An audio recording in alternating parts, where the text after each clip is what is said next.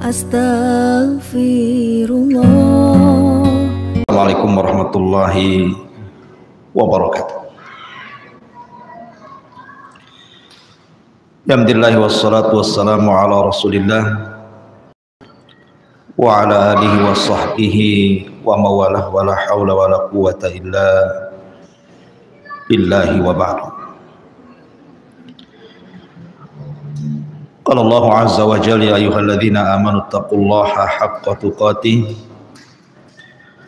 wa la tamutunna illa wa antum muslimun. Ba'du ma'asyiral muslimin yang dimuliakan Allah Subhanahu wa taala. Nabi sallallahu alaihi wasallam bersama para sahabatnya, ada yang mengatakan berperang itu sebanyak 63 kali, katakan 65 kali. Tapi tidak semua peperangan yang dilakukan Rasul itu beradu fisik, tidak. Hanya beberapa peperangan saja yang betul-betul ada adu fisik dan korban. Kebanyakan peperangan Nabi Shallallahu Alaihi Wasallam justru berakhir dengan damai. Akan tetapi ma'asyiral muslimin yang dimuliakan Allah Azza wa Jalla, sebelum kita menjelaskan tentang beberapa peperangan Rasul Sallallahu Alaihi Wasallam dan para sahabatnya, sedikit saya akan berikan muqaddimah. Kita tahu bahwa seorang mukmin itu la rahata fi hayatid dunya, tidak akan merasa tenang dan nyaman hidup di dunia. Dan kita lihat sirah Nabi dan para sahabat ketika mereka di Mekah dan ketika mereka di Madinah.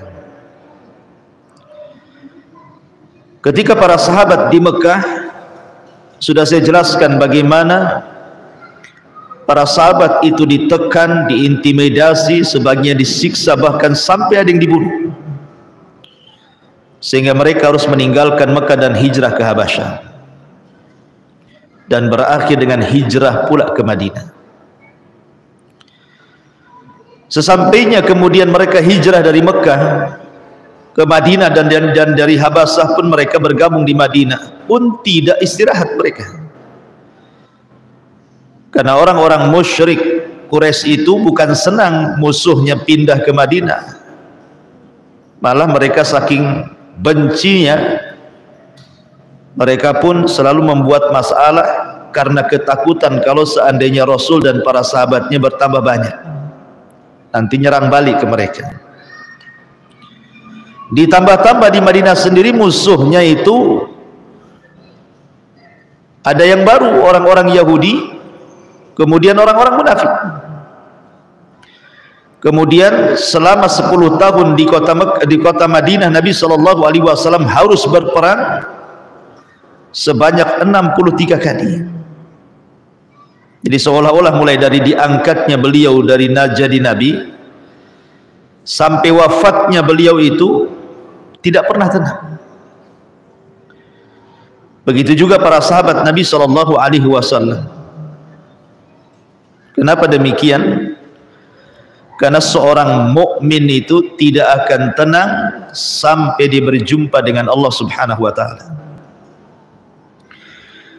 Jadi kalau seandainya antum mendapatkan berbagai macam masalah dalam kehidupan dunia ini, musibah demi musibah, ujian demi ujian, lihatlah sejarah Rasul dan para sahabat. Ujian mereka jauh lebih besar dibandingkan ujian kita. Gak ada apa-apa ujian kita ini, tapi mereka sabar. Bahkan Anda tidak bisa membayangkan Nabi itu memiliki 11 istri. Di satu waktu Nabi SAW selama 10 tahun di kota Madinah berperang sebanyak 63 kali.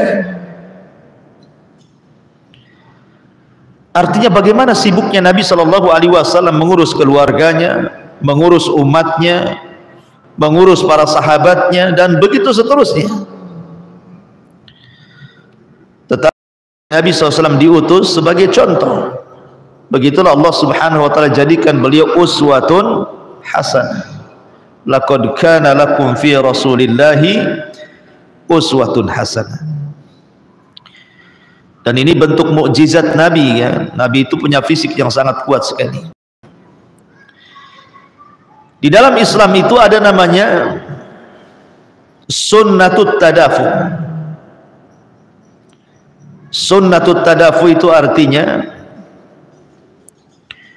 bahwa tidak boleh seseorang itu membiarkan sebuah kezaliman dan kemungkaran kecuali harus diingkari. Lah tujuan disyariatkan jihad ini karena ada sunnah ini. Sebab kalau seandainya orang jahat dibiarkan, makin jahatnya, otomatis harus diingkari kejahatan. Makanya dalam surah Al-Baqarah 251 ketika Allah Subhanahu wa taala bicara tentang Raja Talut dan Jalut yang berperang, di mana Talut adalah seorang raja Bani Israel yang dipilih oleh Nabi Samuel, dan lawannya Jalut musuhnya. Di ujung cerita Allah katakan apa? Fahazamuhum biidznillah wa qatala Daud Jalut wa atahu Allahul mulka wal hikmata wa 'allamahu mimma yasha. Di sini syahidnya, walaula daf'ullahi nasa ba'dahum bi ba'din la fasadatil ard walakinallaha dzu fadlil 'alal alamin.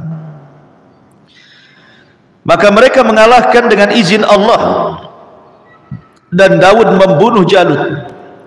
Kemudian Allah memberikan Daud kerajaan dan hikmah dan mengajarinya apa yang dikehendaki Allah. Dan kalaulah Allah tidak melindungi sebagian manusia dengan sebagian yang lainnya, niscaya rusaklah bumi ini. Tetapi Allah mempunyai karunia yang dilimpahkannya atas seluruh alam.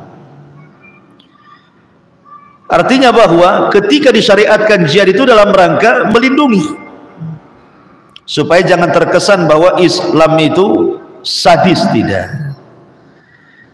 Karena Allah Subhanahu wa taala juga mengatakan di dalam ayat yang lain, Allah Subhanahu wa taala mengatakan kalau seandainya walaula daf'ullahi ba'dahum bi ba'din la huddimatis sawami wa bi'un wa salawatun wa masjidun yudhkaru fiha ismullah katsira wa la yansurannallahu man yansuru innallaha laqawiyyun aziz.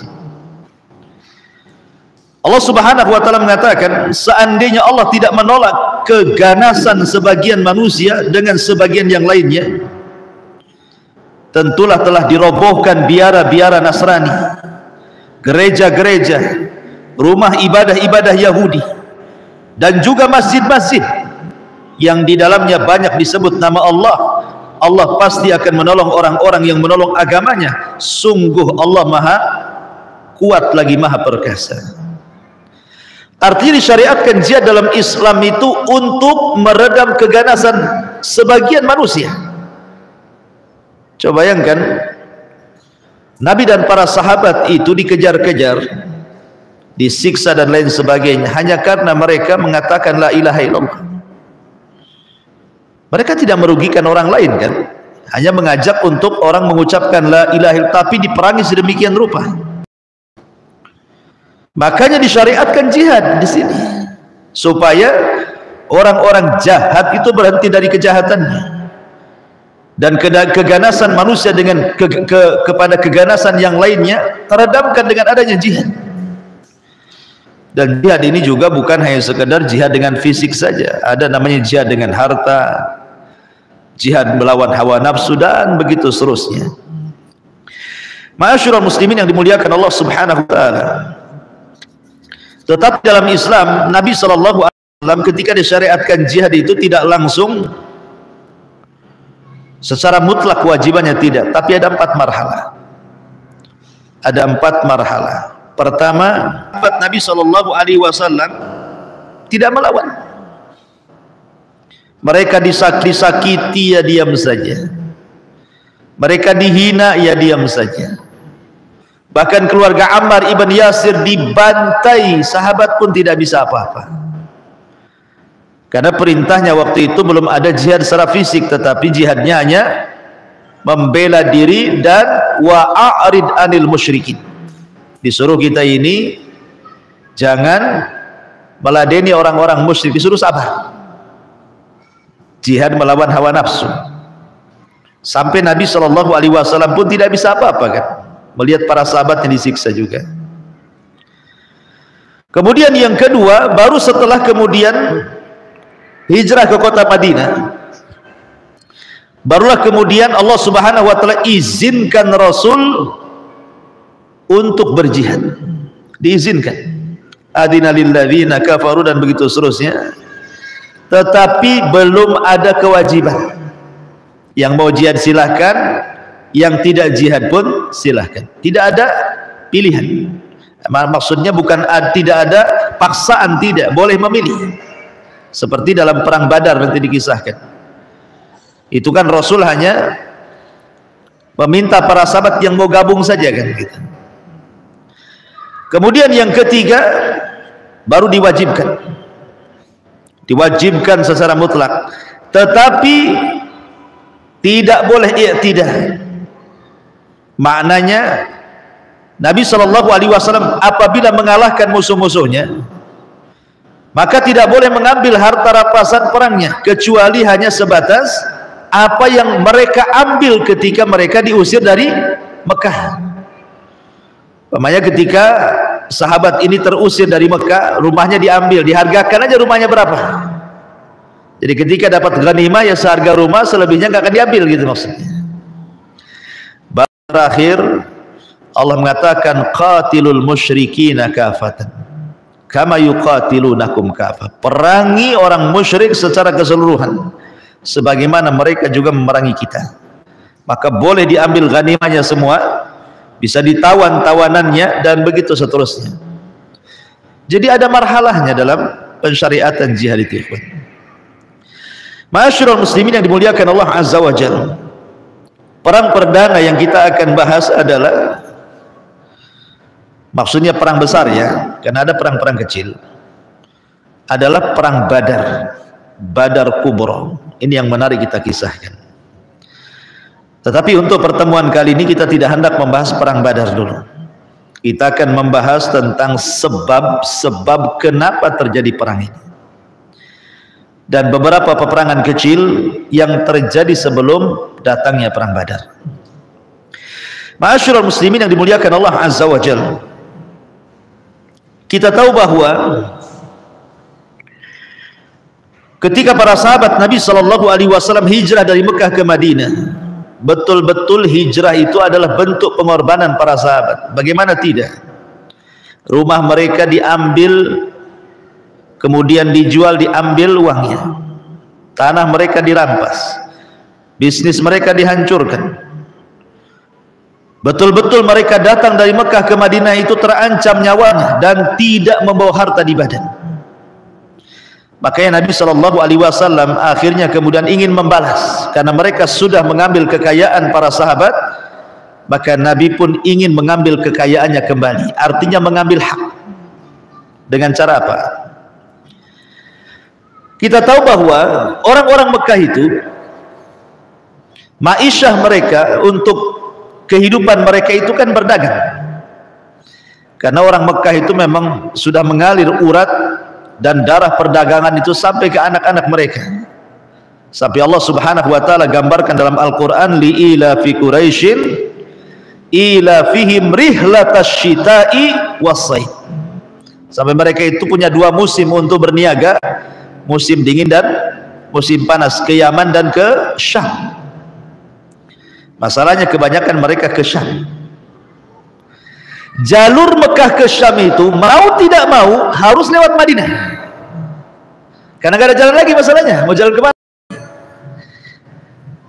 Jadi para pedagang Mekah itu yang dipimpin oleh pembesar mereka, jadi kalau ada Abu Jahal mau dagang ke Syam, atau Abu Sufyan atau yang lainnya, mau tidak mau rutenya itu harus lewat Madinah gitu maksudnya.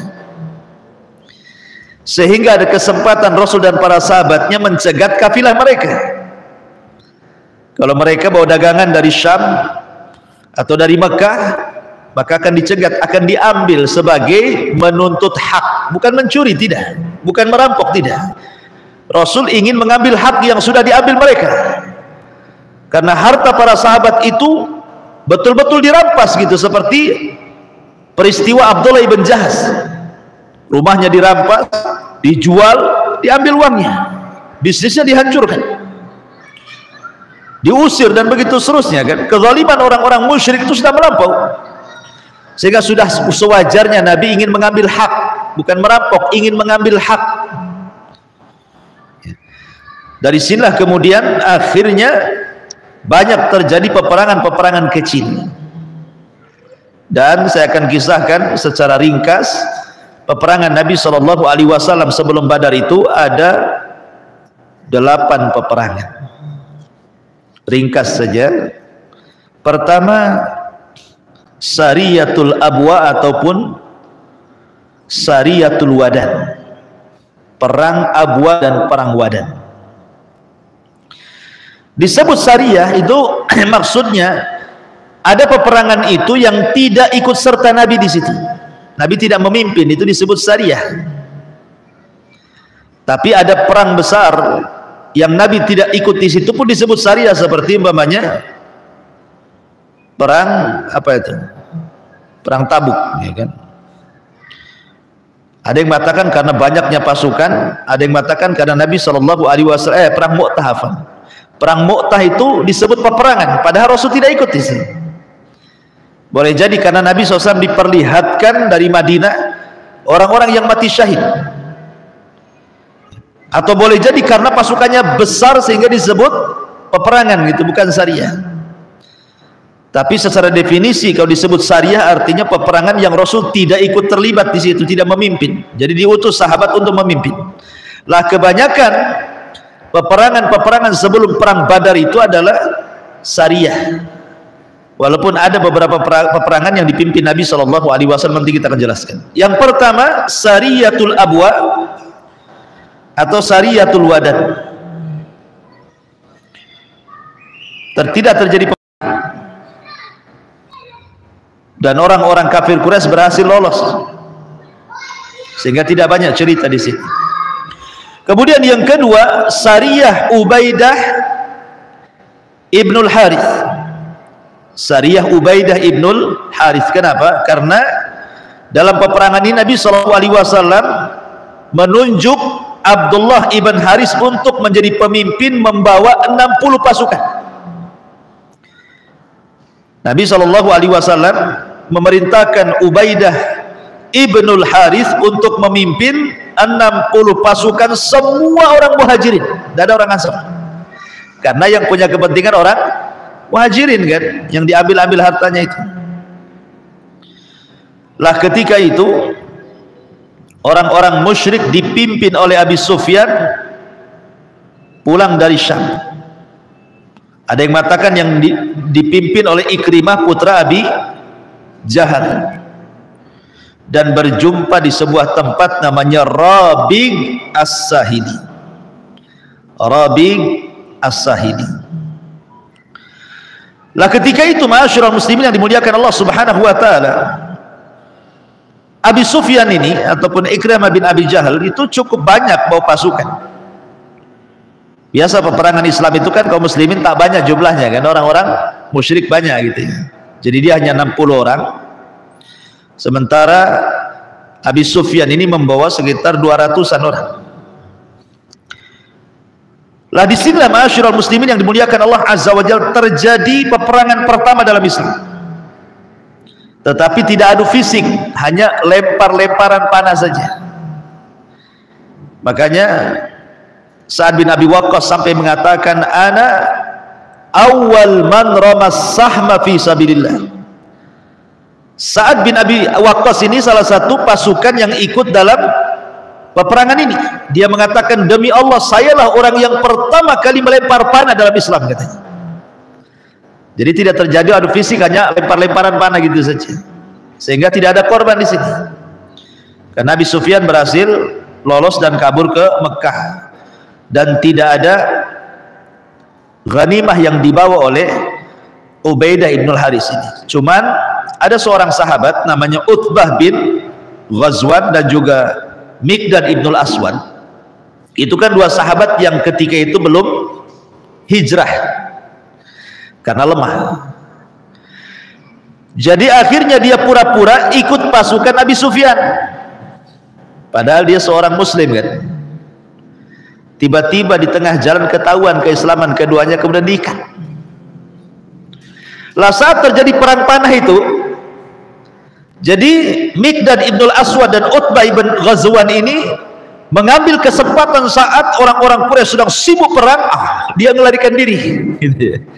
Kemudian bergabung dengan kaum muslimin dan hijrah ke kota Madinah. Ma'asyiral muslimin yang dimuliakan Allah Azza wa Jalla. Ini peperangan yang kedua. Peperangan yang ketiga, Sariyah Hamzah ibn Abdul Muttalib. Jadi peperangan dipimpin oleh Asadullah, singanya Allah, Hamzah ibnu Abdul Muttalib. Diutus oleh Nabi SAW ke sebuah tempat namanya Siful Bahri, dekat dengan Laut Mati, mendekati kota Syam. Lah Hamzah bin Abdul Muttalib ini membawa 30 pasukan dari kalangan muhajirin. Sementara orang-orang musyrik kafilah dagang itu dipimpin oleh Abu Jahal langsung dengan membawa 300 pasukan. Bayangkan Hamzah hanya 30 pasukan, sementara Abu Jahal membawa 300. Saking takutnya Abu Jahal mau berniaga kan, takut diserang, makanya bawa anak buah banyak dia, premannya banyak di bawah dia, hampir 300 orang mau jaga saja. Lah berjumpalah akhirnya di sini, di sebuah tempat namanya Al-Ishi, di daerah namanya Juhainah. Disitulah kemudian mereka hampir bertempur. Masalahnya ada seorang laki-laki dari orang tempatan situ namanya Majdi ibni Amrin al-Juhani, berusaha untuk mereda, jangan sampai perang ini di tanah saya, kalian berjumpa di tanah saya, di negeri saya, jangan perang kalian. Ya, dilerai oleh siapa? Majdi ibn Amr al-Juhani, sehingga tidak terjadi adu fisik, tidak terjadi perang di sini. Akhirnya Hamzah pulang ke Madinah, Abu Jahal pun pulang ke Mekah, nggak terjadi apa-apa. Ya. Ma'asyiral muslimin yang dimuliakan Allah Azza wa Jalla. Tetapi walaupun tidak terjadi peperangan, ikhwan, ini cukup kemudian menjadikan mental orang-orang musyrik itu kecut, takut. Padahal Hamzah hanya bawa 30 orang tuh, Abu Jahal bawa 300 orang. Tidak terjadi peperangan karena keburu dilerai oleh penduduk tempatan gitu ya. Tapi bekasnya betul-betul mengakar dalam hati orang-orang musyrik itu, ketakutan yang luar biasa. Dan ini bisa kita lihat dari ceramahnya Abu Jahal setelah tragedi ini. Jadi ketika Abu Jahal pulang ke Mekah, dikumpulkan orang-orang. Saya baca ceramahnya dulu. Kata Abu Jahal, ya ayyuha Quraisy, katanya, inna Muhammadan qad nazala fi Yathrib. Hei orang-orang Quraisy, sesungguhnya Muhammad sudah tinggal di kota Yathrib.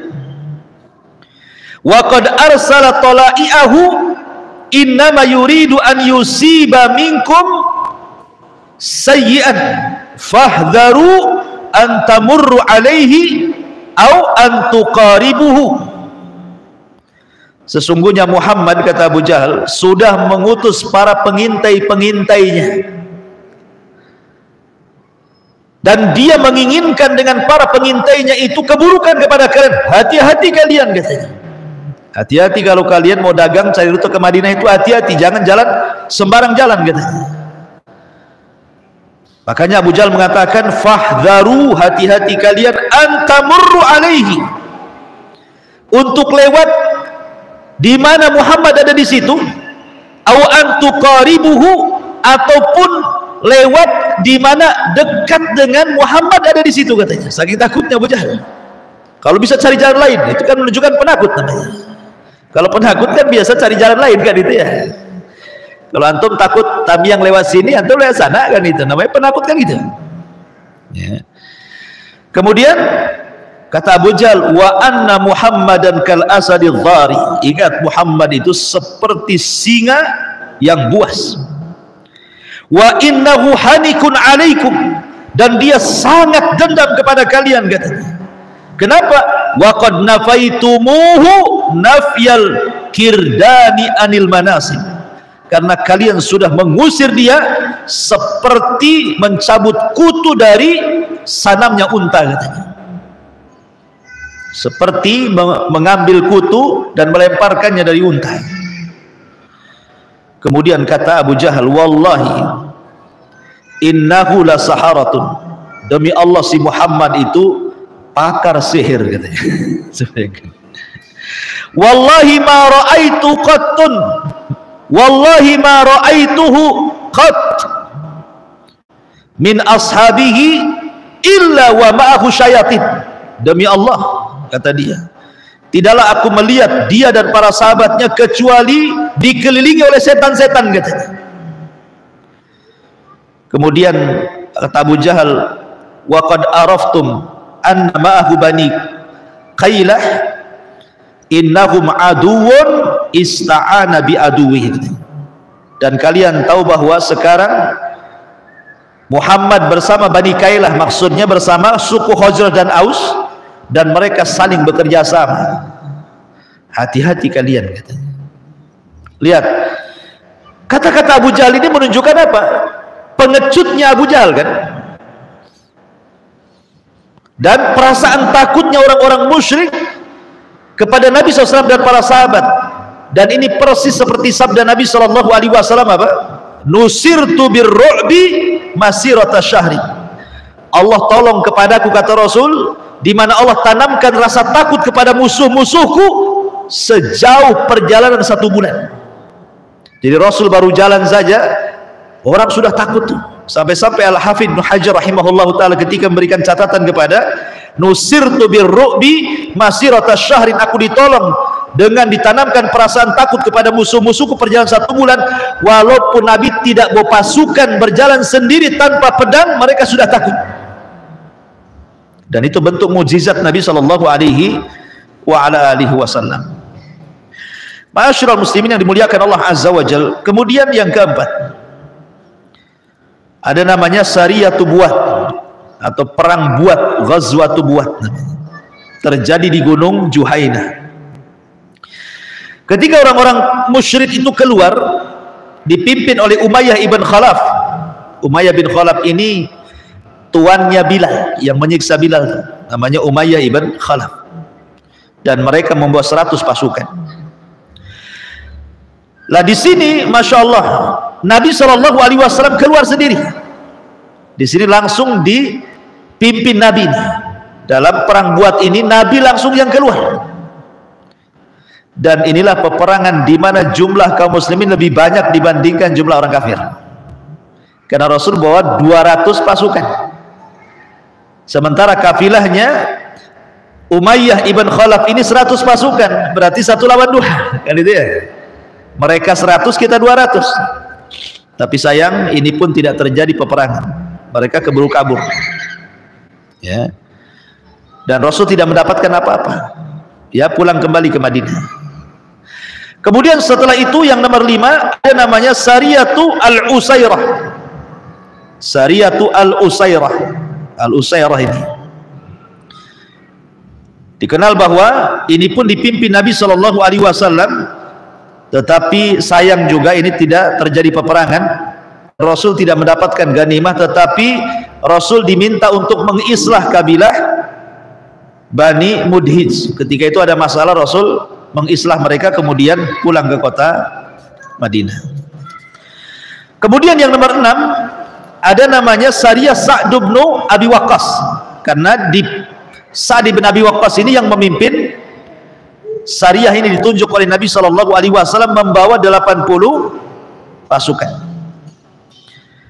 Tetapi sayang juga tidak terjadi peperangan, sehingga tidak dapat apa-apa. Kemudian yang nomor 7 ada namanya Sariyatul Badril Ula, perang Badar pertama. Dan ini bukan perang Badar besar, tidak, ini perang Badar kecil. Kenapa disebut perang Badar yang pertama? Karena terjadi di sebuah tempat namanya Safawan. Dan Safawan itu dia di sekitar lembah samping Mantiqatu Badrin, artinya daerah Badar, masih masuk ke daerah Badar itu. Tetapi di sini ma'asyiral muslimin yang dimuliakan Allah Azza wa Jal, ada yang mengatakan bahwa Ghazwatul Badar yang pertama ini Nabi Shallallahu Alaihi Wasallam memimpin langsung, tapi bukan untuk mencegat kafir orang Quraisy, tidak. Peperangan Safawan ini karena ada seorang laki-laki namanya Qurz ibn Jabir al-Fihri. Qurz ini kurang ajar dia mencuri kambing-kambingnya kaum muslim. Dari penangkaran kambing itu dicurinya.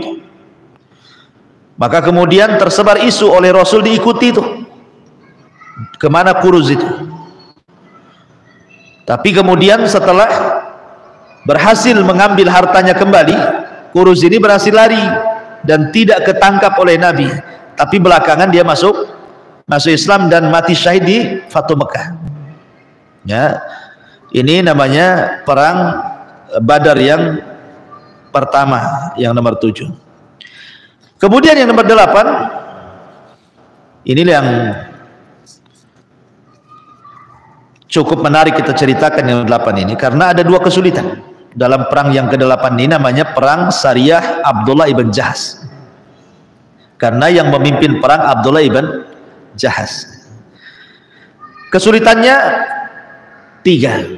1 berkenaan dengan tempat, 2 berkenaan dengan waktu, 3 berkenaan dengan jumlah. Ini kesulitan peperangan ini. Pertama berkenaan dengan tempat, karena biasanya kalau Nabi Shallallahu Alaihi Wasallam mengutus Sariyah atau dipimpin sendiri, itu tidak jauh-jauh dari Madinah, atau paling jauh itu mungkin mengarah ke Syam. Ini Sariyah Abdullah ibn Jahaz ini, atau disebut dengan peperangan Nakhlah, itu mendekati Mekah, artinya mendekati sarang musuh gitu ya. Sampai-sampai ada yang mengatakan bahwa jarak peperangan Nakhlah ini antara Mekah itu cuman berjarak 84 kilo saja, itu tempat Nakhlah dengan Mekah itu. Nggak jauh tuh.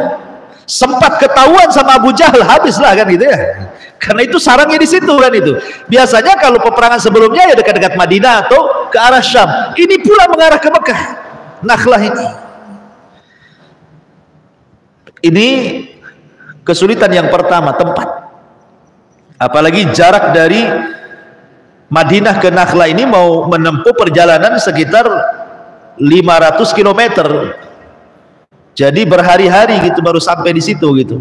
Nggak bisa, karena kan mereka paling tinggi jalan kaki atau naik unta kan itu. Kalau perjalanan jauh kan nggak bisa pakai kuda, harus naik unta. Dan kalau selamatnya jalan kaki kan. Masalahnya di sini Nabi Shallallahu Alaihi Wasallam ketika itu memerintahkan Abdullah ibn Jahaz itu bukan secara lisan, tapi perintahnya itu secara tulisan lewat surat. Ya, Nabi SAW membuat surat perintah, ya, super semar atau surat perintah. Dan surat perintah perang ini tidak boleh dibuka kecuali setelah lewat 2 hari. Jadi jalan dulu 2 hari, baru boleh dibuka, baru boleh dibacakan ke pasukan surat perintahnya itu. Akhirnya kemudian setelah berangkat menuju Nakhlah 50 km dari Mekah ini, setelah 2 hari lewat baru kemudian dibacakan surat itu. Apa isi surat itu? Isi surat ini Nabi Shallallahu Alaihi Wasallam menulis dalam surat itu setelah menyebutkan hamdalah, memuji Allah Subhanahu Wa Taala. Maka Abdullah ibn Jahaz mengatakan, aku akan bacakan surat Nabi untuk kalian. Inna Rasulullah Sallallahu Alaihi Wasallam amarani alla uqriha ahadan alal khuruj ma'i alal khuruji ma'i. Sesungguhnya dalam isi surat ini, kata Abdullah ibn Jahaz, Rasul memerintahkan aku untuk tidak memaksa siapapun untuk ikut perang bersamaku. Barang siapa yang ingin mati syahid, silahkan bergabung. Barang siapa yang takut mati syahid, silahkan pulang. Tetapi wa inni madin li amri Rasulillah, saya akan tetap berangkat karena ini perintah Rasulnya. Subhanallah, tidak ada satupun para sahabat kecuali siap mati syahid. Padahal satu, tidak ada perintah perang, kan pilihan. Ya, Rasul tidak boleh memaksa aku, kata Abdullah bin Jahaz, untuk ikut perang. Mau pulang silahkan, gabung juga silahkan. Artinya belum ada kewajiban kan? Karena ini daerahnya rawan. Bayangkan masuk ke perbatasan Mekah, itu syaratnya musuh gitu kan. Kemudian juga kalaupun mereka tidak ikut perang nih, Rasul tidak mengatakan munafik dia, karena di dalam suratnya nggak ada kata-kata seperti itu. Tapi karena ketaatan kepada Allah dan Rasulnya, para sahabat mereka siap berjumpa dengan musuh, siap tempur. Semangatnya para sahabat luar biasa. Akhirnya berangkatlah Abdullah ibn Jahaz. Kemana? Ke Nakhlah, 50 km, dekat sekali dengan kota Mekah itu, di perbatasannya. Ini kesulitan pertama karena tempatnya itu mendekati sarang musuh. Yang kedua, secara jumlah Abdullah ibn Jahaz cuma membawa 8 orang, ada yang mengatakan 12 orang. Dan Al-Hafidh Ibnu Hajar merojihkan 8 orang. Jadi pasukannya cuma 8 orang saja, tidak banyak. Sementara kalau di Mekah ya itu geng-gengnya Abu Jahal semua ya ribuan kan gitu ya. Kalau seandainya ketahuan gak akan balik kecuali nama tuh, disarang musuh. Jadi kesulitan yang kedua di waktu. Kenapa? Karena pengutusan Nabi SAW itu di bulan Rajab, dan bulan Rajab itu masuk pada Ashhurul Hurum yang Allah Subhanahu wa taala firmankan surah At-Taubah, inna iddatasy syuhuri indallahi 12 syahran fi kitabillah yauma khalaqas samawati wal ardh minha arba'atun hurum. Jadi dari 12 bulan itu ada yang disebut dengan 4 bulan hurum, 4 bulan mulia, dimulai dari Dzulqa'dah, Dzulhijjah, Muharram dan Rajab. Bulan Rajab masuk. Artinya di 4 bulan ini tidak boleh perang. Sepakat orang Arab tidak boleh perang. Walaupun anaknya mati, bapaknya dibunuh, boleh dendam sampai lepas bulan Hurum baru perang. Nah, gitu ya. Itu kesepakatan orang Arab. Ashurul Hurum itu tidak boleh ada perang. Rasul pula mengutus di bulan Rajab. Tetapi ikhwatu fiddin, Nabi SAW mengutus itu bukan untuk beradu fisik, tidak. Tugas yang disampaikan Rasul dalam surat itu, Rasul hanya mengatakan kepada Abdullah ibn Jahaz ini adalah disuruh mengintai saja. Jadi tujuannya adalah disuruh mengintai. Kalau ada umpamanya orang-orang Quraisy nih yang mau dagang rombongan ke Madinah, nanti kasih tahu ya. Jadi hanya disuruh mengintai saja, tidak disuruh perang. Masalahnya ada masalah lain ya.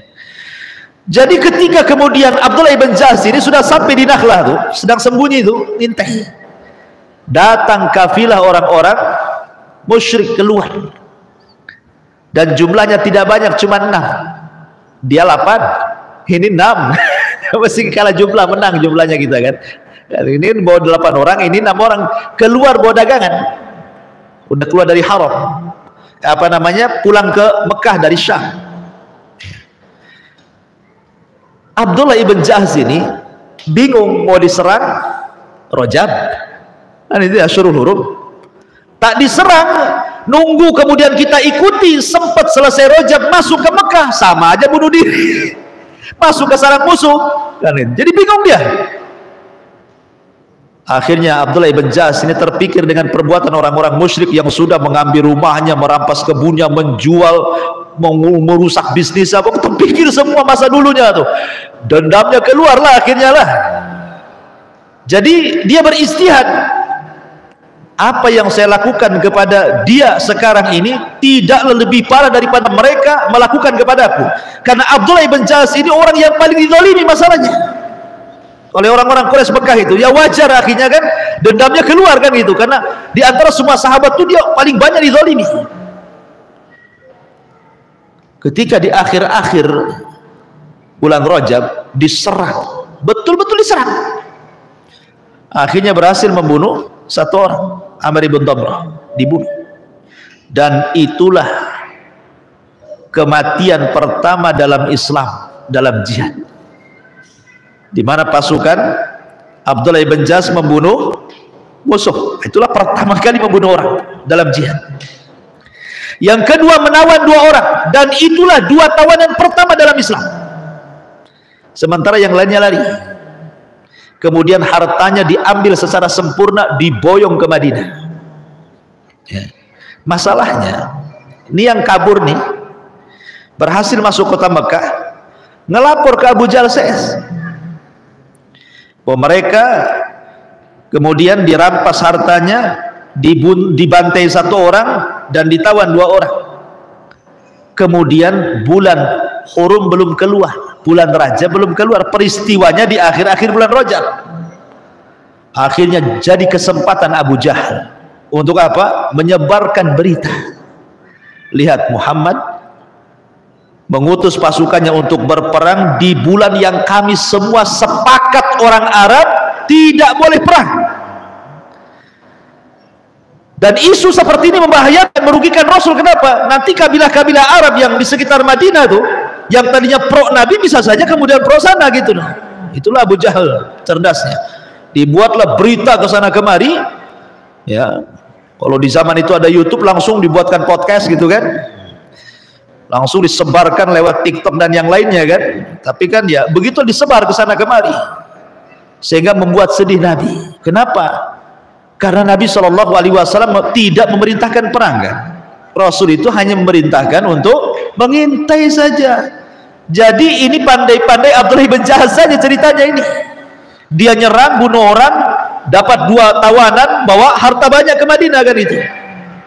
Makanya ketika Rasul melihat Abdullah bin Jahsh bawa tawanan, Rasul tawakuf dengan tawanan itu, karena belum ada wahyu masalahnya. Kemudian harta rampasan perang juga tidak berani diambil karena belum ada wahyu. Masalahnya karena mendapatkan tawanan dan harta ghanimah itu peperangannya di bulan Rajab. Itu masalahnya. Kalau di bulan yang lain selain bulan haram ya sudah diambil kan. Masalahnya di bulan Hurum. Akhirnya kemudian para sahabat banyaklah menyalahkan Abdullah ibn Jahsh ini, otomatis kan. Gara-gara kamu, disalahkan oleh para sahabat. Nabi pun nyalahkan dia. Aku perintahkan untuk ngintai, kok pula bantai orang gitu kan maksudnya. Sampai akhirnya Nabi SAW berdoa kepada Allah Azza wa Jal, akhirnya turun jawabannya, turun ayat, yas'alunaka 'anis syahril haram qitalin fihi qul qitalun fihi kabirun wa saddun an sabilillah wa kufrun bihi wal masjidil haram wa ikhraju ali minhu akbar indallah ila akhiril ayat. Mereka bertanya-tanya kepadamu ya Muhammad soal kemuliaan bulan Hurum, bulan Dzulqa'dah, Dzulhijjah, Muharram dan Rajab. Qul, katakan ya Muhammad bahwa orang yang berperang di bulan itu adalah sebuah dosa besar, tidak boleh, sebuah dosa besar. Tetapi bagaimana dengan kondisi Abdullah bin Jahsh? Ikhwan, kalau ada orang yang tidak suka dengan Islam, pasti mereka akan melihat sisi negatifnya saja kan, sisi negatif lawannya, tidak melihat lawan lainnya. Oh lihat, Muhammad kok melanggar bulan Hurum, memerintahkan pasukan untuk perang, padahal ini kesepakatan bangsa Arab, tidak boleh perang, apa-apaan ini kan begitu. Tapi Allah Subhanahu wa ta'ala menurunkan ayat itu pasti dengan bentuk keadilan, tidak membicarakan satu sisi tetapi membuat keseimbangan.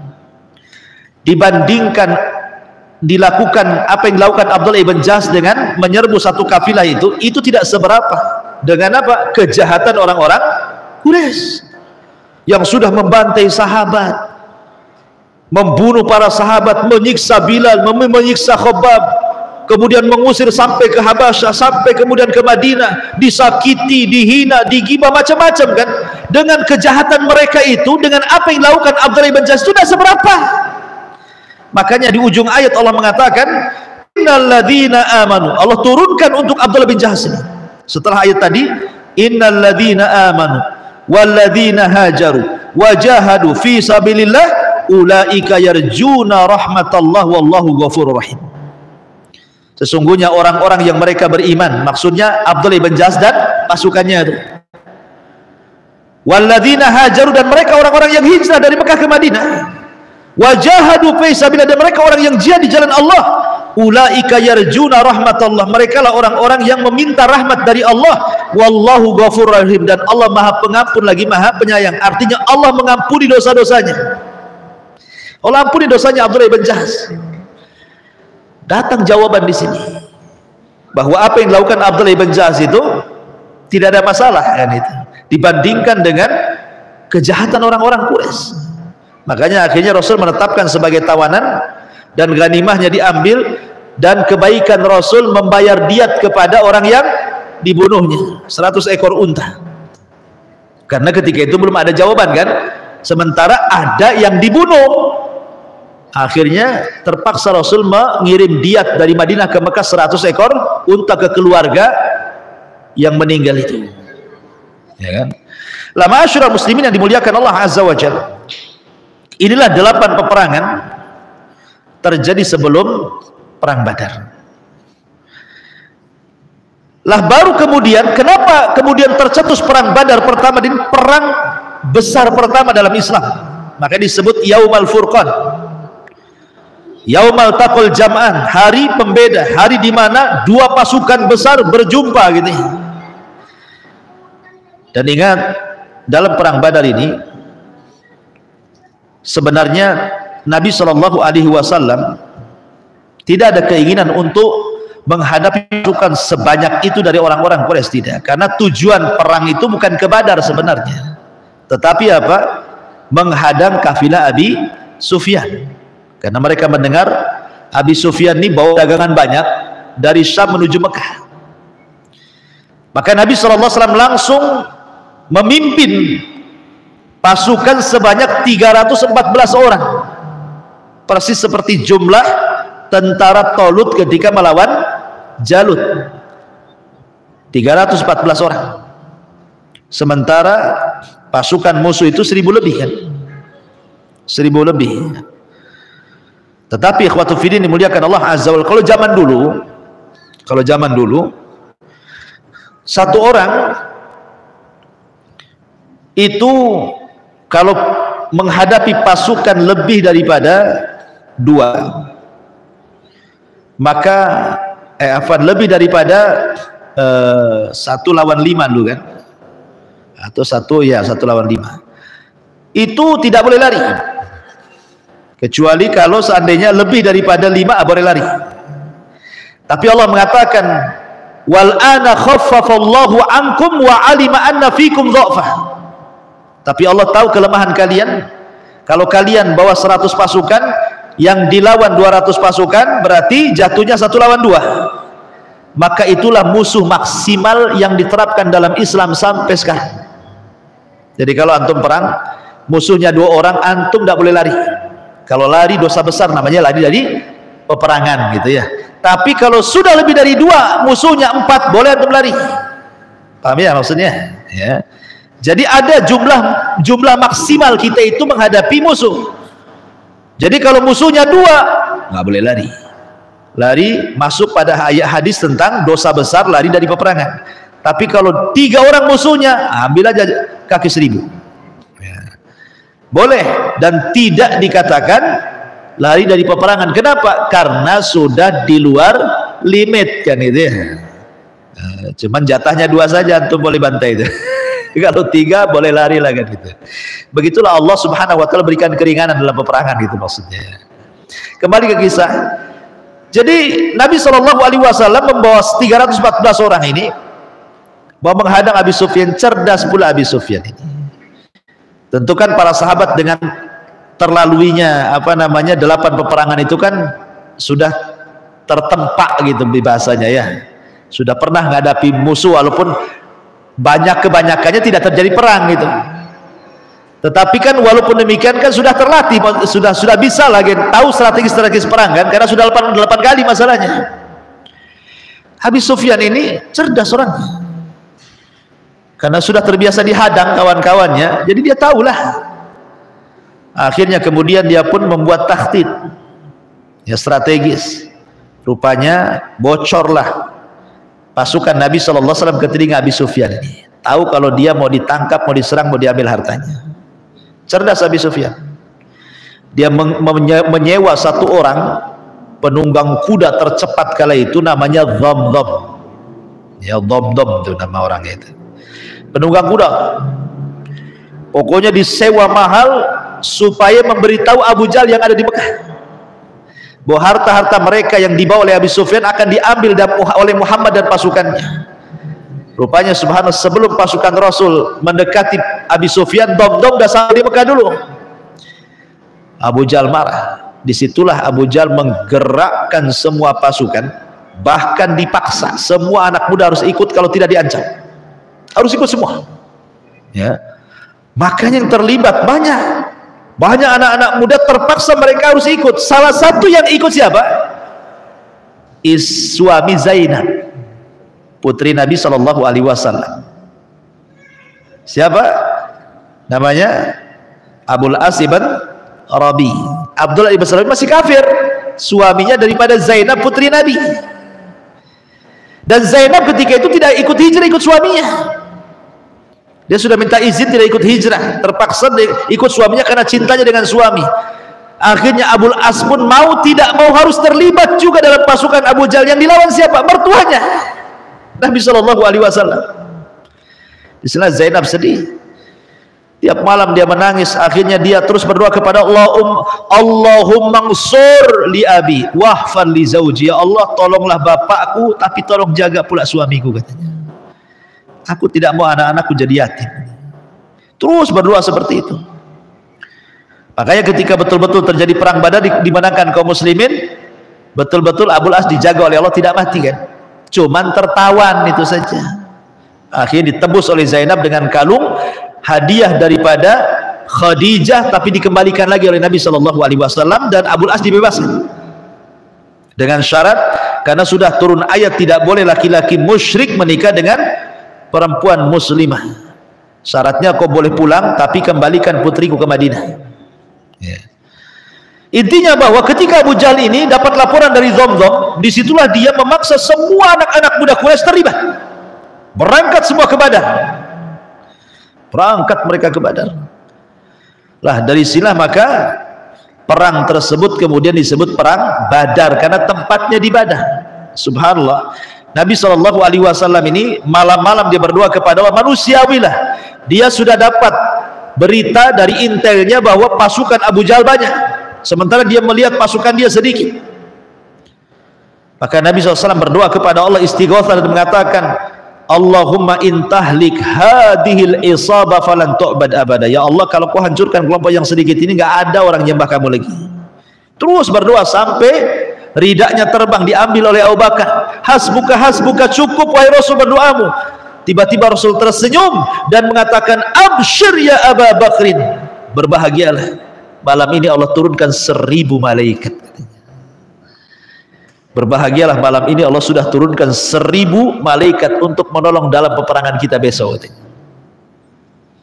Subhanallah, perang Badar ini perang yang luar biasa, karena banyak nanti kisah-kisah, pelajaran-pelajaran, sirah-sirah para sahabat yang terlibat dalam perang Badar ini cukup panjang sebenarnya dan menarik, karena memang perang Badar ini diabadikan dalam Al-Quran, idza jaa nasrullahi wal fath, apabila datang pertolongan Allah dan juga Fathu Mekah. Ulama tafsir mengatakan pertolongan Allah di sini ada artinya perang Badar, dan Allah kupas dalam surah Al Imran panjang lebar serta dalam surah Al Anfal. Bagaimana kisahnya? Karena terlampau panjang, insyaallah kita akan lanjutkan di lain kesempatan. Tapi untuk kajian malam ini cukup sampai di sini. Mudah-mudahan ada manfaatnya. Subhanakallahumma bihamdika asyhadu an la ilaha illa anta astaghfiruka wa atubu ilaik. Allahu ta'ala. Assalamualaikum warahmatullahi wabarakatuh.